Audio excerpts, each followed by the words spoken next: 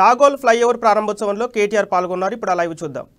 ఆ పొలం ఏ పరిస్థితులలో ఉన్నా సరే త్రిపాదస్యామృతం దివే త్రిపాదోర్ధ్వ ఉదయేత్ పురుషః పాదోస్యః భవాత్ పునః తతో విష్మన్యక్రామతో శాసనానశనే అభే తస్మాద్ విరాజాయత విరాజో అభిపూర్జః సదాదో వచ్చరిశ్చిదా పశ్చాద్భౌమధో పురః యత్పురుషేణ హవిషా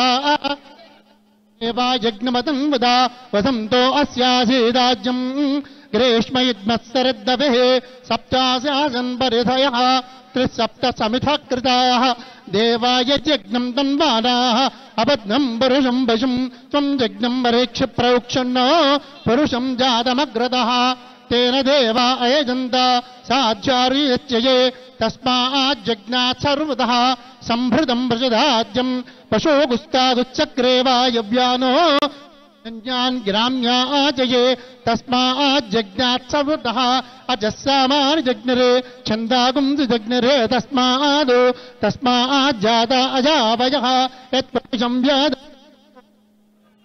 కతిధావ్యకల్పయన్ ముఖం కిమస్య గోబాహో కావో బ్రాహ్మణోస్య ముఖమాసేత్ బాహోరాజన్యకృతః తదస్య యద్వైశ్చః పద్భాగం చోద్రో అజాయత చంద్రమా మనసో జాతః చాక్షుస్తు ముఖాదింద్రశ్చాగ్నిశ్చ ప్రాణాద్వాయురదాయత నాభ్యా ఆసీదంతరిక్షం శ్రేష్టోద్యౌ సమవర్త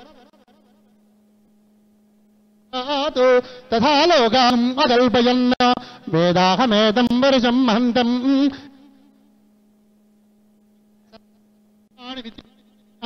నామావిధన్యదాసే ధాదా పురస్తాద్యముదాజహార చక్ర ప్రవిద్వాన్ వదిషష్టదస్రః తమేవం విద్వాన్ అమృత భవతి నాన్యః పంథా అజనాయ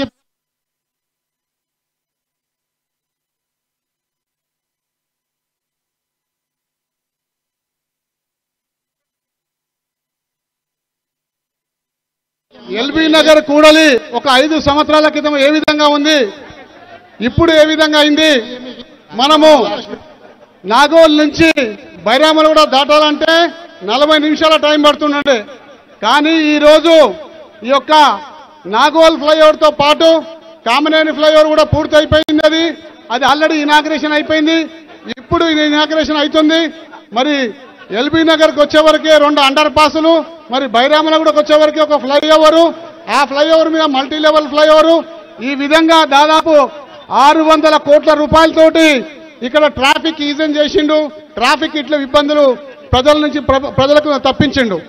మరి ఈరోజు హైదరాబాద్లో పెద్ద ఛాలెంజ్ అంటే నాటికి పెరిగిపోతున్న ట్రాఫిక్ ఇబ్బందులను ఎలా అధిగమించాలో కేటీఆర్ గారు ప్రణాళిక వేసుకొని హైదరాబాద్ నగరం అంతటా కూడా అద్భుతమైన ఫ్లైఓవర్ల నిర్మాణం చేసి ఎక్కడికెక్కడికి ట్రాఫిక్ ఈజన్ చేస్తున్న సందర్భం మీకు అందరూ కూడా తెలిసిన విషయమే. కేవలం మన ప్రాంతంలోనే కాకుండా హైదరాబాద్ నగరంలో అంతర్జాతీయ ప్రమాణాలతోటి గతంలో కేవలం విదేశాల్లోనే ఈ ఫ్లైఓవర్లు ఉంటాయి, మన హైదరాబాద్లో ఎందుకు ఉండవు అని చెప్పేసి అనుకునే వాళ్ళం. కానీ ఆ ఫ్లైఓవర్లు ఈరోజు హైదరాబాద్లో కూడా నిర్మించి కేటీఆర్ గారి యొక్క ఘనత అని చెప్పేసి సందర్భంగా మనవి చేసుకుంటూ ఒక్కసారి కేటీఆర్ గారికి గట్టిగా చప్పట్లతో స్వాగతం పలకాలని చెప్పేసి సందర్భంగా మీకు మనవి చేసుకుంటా ఉన్నాను. కేవలం హైదరాబాద్ నగరంలో మరి మౌలిక సదుపాయాల కొరత, మరి ఆ మౌలిక సదుపాయాల కొరత రాబోయే జనాభాకు ఏ విధంగా అధిగమించాలి? రాను రాను జనాభా పెరుగుతుంది, దీనికి మంచినీటి సదుపాయము, డ్రైనేజ్ సదుపాయము, మరి స్టామ్ వాటర్ సదుపాయము, ట్రాఫిక్ సదుపాయము మరియు పబ్లిక్ ట్రాన్స్పోర్టేషన్ సదుపాయం అన్ని కూడా కల్పించాల్సిన అవసరం ఉంది. ఒక్కటొక్కటిగా అన్నిటి కూడా ప్రణాళిక వేసుకొని కాల పరిమితి నిర్ణయించుకొని ఒక్కొక్క సమస్యని దూరం చేసుకుంటూ ప్రజలకు అన్ని కూడా అందుబాటులో తీసుకొస్తున్న ఘనత మన కేటీఆర్ గారిదని ఈ సందర్భంగా మీకు అందరికీ కూడా మనవి చేసుకుంటూ మన ఏరియాకు వచ్చి మనకి ఇన్ని ఫ్లైఓవర్లు ఇచ్చిన మన కేటీఆర్ గారికి ప్రత్యేకంగా ఎల్బీ నగర్ ప్రజల తరఫున ప్రత్యేకంగా శిరస్సు వంచి నమస్కరిస్తా ఉన్నాను.